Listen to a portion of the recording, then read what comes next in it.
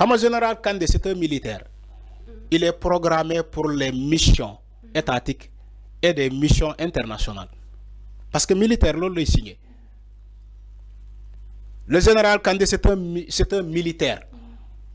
Dans l'exercice de ses fonctions, il a signé de remplir solennellement ou bien de défendre cette nation. Ak mission bi fu monte ko monte yobu. Te yobu nañu ko Inde. C'est dans l'exercice de ses fonctions. Le militaire est fait pour être affecté. L'agent militaire, c'est pas le militaire seulement. Même les agents de la fonction publique, les fonctionnaires, enseignants bi bu ñuy formé à Dakar, ñu affecté ko Koungheul.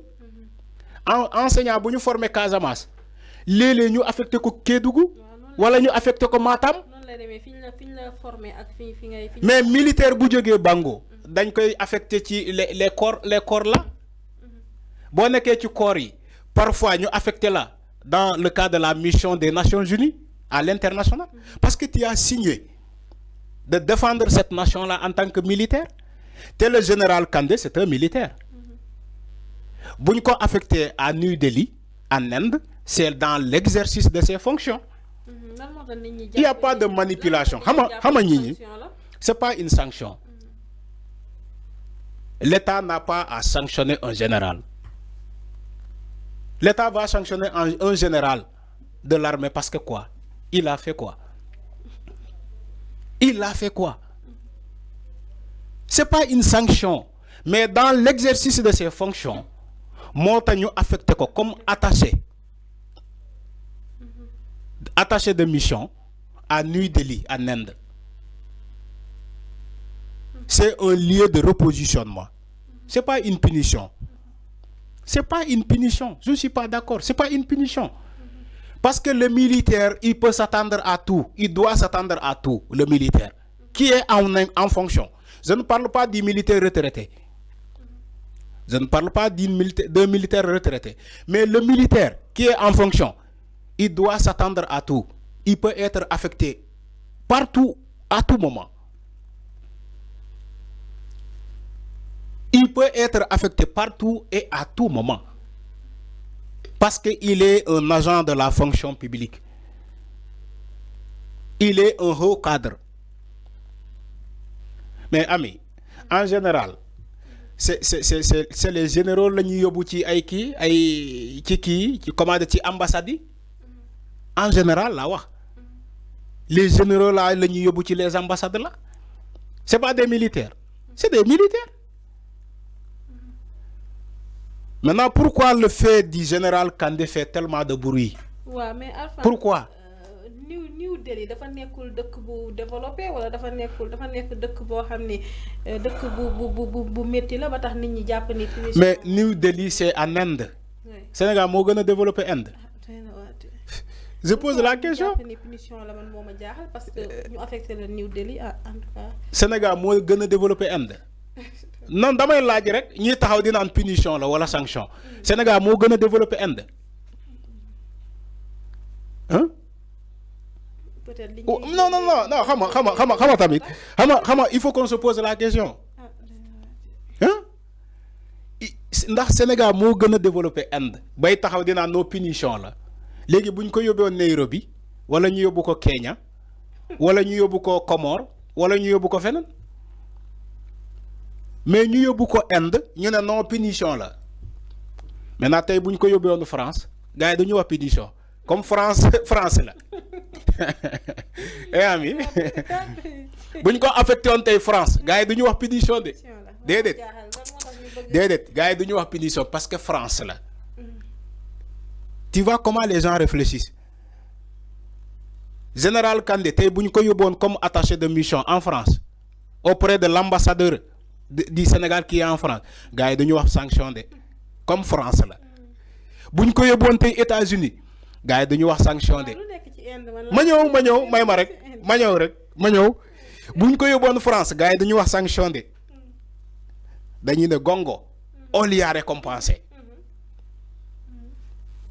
le fruit de ses efforts ñu récompenser ko yóbbu ko en France comme attaché de militaire bu ñu ko yóbboon États-Unis gars yi dañuy ne même chose il a été récompensé yóbbu nañ ko auprès de Donald Trump. Donald Trump le pays où tout le monde rêve d'y aller aux États-Unis bu ñu yóbboon général Kandé aux États-Unis gars yi dañuy wax sanction de dañuy ne on lui a récompensé pour ce qu'il a fait en Casamance. bu ñu ko yóbboon en France dañuy ne il a été récompensé pour ce qu'il a fait en Casamance mais comme New Delhi Inde moo tax gars yi ne sanction la punition. léegi gis nga parce que Inde la les Sénégalais ont minimisé Inde dañoo minimiser la Indonésie l'Indonésie dañ ko minimiser parce que Inde la ñu ne non punition la sanction la parce que général bi def na li Casamance te Ousmane Sonko nangu ko te lii voilà les manipulateurs comme ça comme ça qu'ils manipulent. C'est comme si c'est Ousmane Sonko qui a affecté ce général-là. Il n'a même pas ses prérogatives d'affecter un militaire.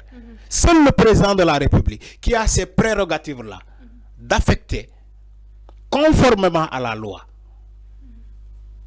Écoutez bien ce que je dis. Conformément à la loi, le président de la République a ces prérogatives-là d'affecter qui il veut et où il veut. De nommer qui il veut et où il veut. Seul le président de la République. La yoon may lolo. Donc, Madiambal Diagne, je suis d'accord qu'il est aujourd'hui un nouveau politicien. Il n'a qu'à faire sa politique tranquillement.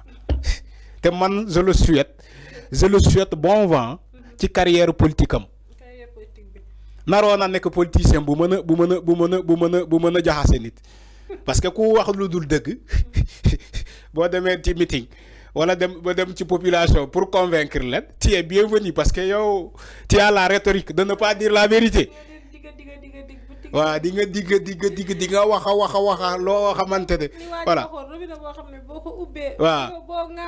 waaw jeex na tak ami jeex na tak. wax na aussi ci débat bi nga xam ne moom moo am ci rapport Cour des comptes yi nee na tôt ou tard débat boobu sera vidé maanaam tôt ou tard débat bi dinañu ko teg ci suuf loolu lan nga jàpp ni moo tax mu wax ko mooy débat bi am ci rapport Cour des comptes bi. non loolu xam nga loolu wax naa ki waxaat. Cour des comptes moom la sénégalais yi xaar mu publier rapport bi. xam nga jamono bii nii mënoo wax ci rapport de la Cour des comptes tant que publié wu ko alors que publié gu ko. Madiambal Diagne lu muy wax ni sax il n'a pas des informations day waxantu ni rek débat boobu dinañ ko clore c'est tout à fait normal sénégalais ñu ngi xaar ñu clore ce débat là. parce que coow li bari na ci. non coow li bari na rapport bi ba tey sénégalais voilà jotaguñu ci coow li bari. le rapport de la Cour des comptes ba léegi kenn jotagu ci coow li ne cour. moo tax Cour des comptes boobu la ñuy xaar mu publier rapport bi comme ça débat bi wala coow li wàññeeku. ñu xam fu dëgg bi féete. ñun sénégalais loolu la ñuy xaar. kan moo wax dëgg ak kan moo waxul dëgg. loolu kese. te je crois que xaar bi yàggul. bientôt la Cour des comptes va publier ce rapport là. sénégalais teg ci seen bët ñu xam fu dëgg bi féete. mu jeex takk. mi ngi noonu Arfan mu jeex a takk sa xarit bi Madiambal Diagne non moom nee na politique bi sànq maa ngi koy wax dafa am ay ambition xam nga grand bi tamit waa nee na législative yi nga xam ni candidat la ci woon loolu expérience boo xam ne daf ko très profitable la mais ñu gis ni candidat la woon mais mujjul nekk député parce que fi mu nekkoon ci liste bi peut-être positionnement bi mayu ko woon mu nekk député mais nee na am na ci expérience boo xam ni c'est profitable ci moom loolu nan lañ ko mën a gisee candidature boo xam ni déjà législative la du présidentielle législative la ba pare yow bokkoo ci député yi ban profitement nga ci la waaw côté boobu wax na dëgg position moo ko mayul mu nekk député donte sénégalais yu bëri yéenewu na ko man sax yéenewu naa ami yéenewu naa ko mu nekk député moom Madiambal Diagne parce que bëggoon naa assemblée nationale boo xamante ne ñii dinañu wax dëgg ñii wax ay waxu caaxaan comme Abdou Mbow lu muy ruubee xam nga Abdou Mbow kese doyul bu ñu amoon benn Bougane am benn Madiambal Diagne dina xaw a tuuti équilibré tuuti. gis nga ñeneen ñi waroon ruube léegi dañoo jënd glace ñoom Pape Djibril Fall. yàgga ba bu ñëwee taxaw ndeysaan sama grand la dem kaa bëgg. Pape Djibril Fall léegi dafa jënd glace bu ñëwee taxaw day wax ni wax simple mu dem toog. léegi Abdou Mbow kese muy ruube. moom ak Aïssata Tall Sall je sais pas mais bu ñu amoon benn Madiambal Diagne buy taxaw na le di ruube. wala benn Bougane Gueye Dany di taxaw na le di ruube Assemblée nationale peut-être dina xaw a xorome tuuti. donc man ni ma souhaité woon Bougane mu nekk député noonu laa souhaité woon Madiambal Diagne mu nekk député parce que balaa ngay ne naam ne fa bëggoo naa li muy wax ni xam nga moom parfois day wax loo xamante ne moom xamut donc bu nekkoon député dina xam as tuut dina am as tuut loolu laa ko yéene pour mu gis la réalité moom Madiambal Diagne il faut que mu gis la réalité pour xam parce que lu muy wax nii yëpp.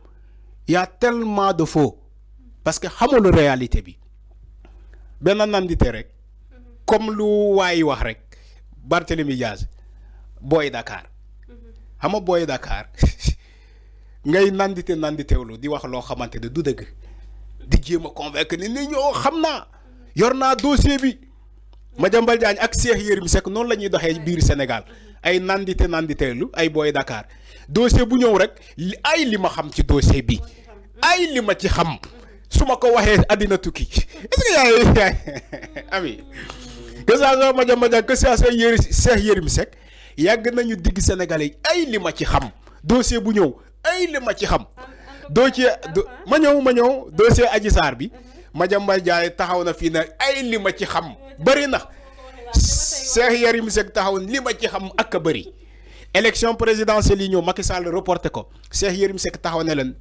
li ma ci xam. waa Pastef du ñu am benn candidat.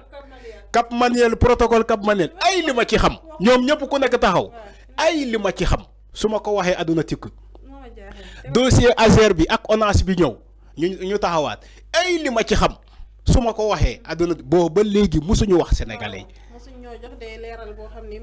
yi. imaginel Madiambal Diagne bu mu dalee wax ba léegi. Cheikh Yérim Seck bu mu dalee wax ba léegi.